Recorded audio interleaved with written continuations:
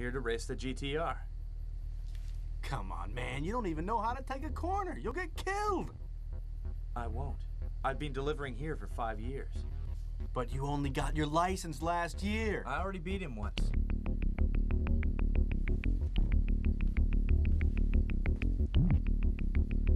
So it was you that time. Yeah. Here they come! For the meat of this show, I'm going to go into discussing drivers and all the new technologies that are being incorporated into vehicles nowadays. Or rather, actually, their reliance on said technologies. There's a lot out there that makes driving safer and easier, and some of it I have absolutely no problems with. But then you start getting into stuff like all-wheel drive, which sends torque to all four wheels. Sorry, too many L's. Electronic stability control, which helps you gain traction during a skid by eliminating either under or oversteer, depending how you're doing. Traction control systems, which help your tires grip the surface if you basically gun it and there's too much torque for the tires to use. Grip.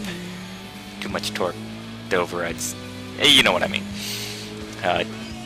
Adaptive cruise control, this one really gets me going, which will help ensure that you don't rear-end anybody, because when you're using cruise control, it uses a laser system to basically stay a proper amount of distance behind the other people, so really, you barely even have to drive. And on top of that, there's the lane departure warning systems, which let you know if you're drifting out of your lane without signaling, so really, it's almost like autopilot.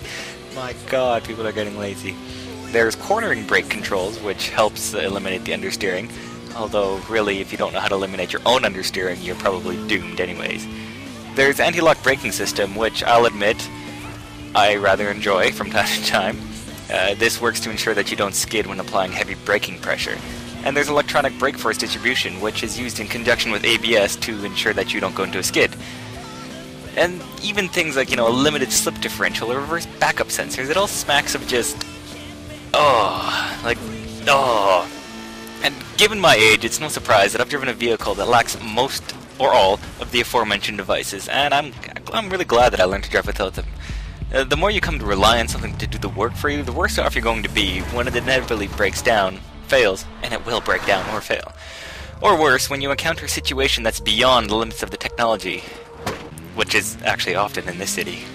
Now, a lot of people are already having issues with driving, and all of these devices aren't helping because they're meant to bail you out of trouble, and the drivers are gaining a false sense of security about their own skills, and they're driving inappropriately for the conditions, and then they end up in an accident.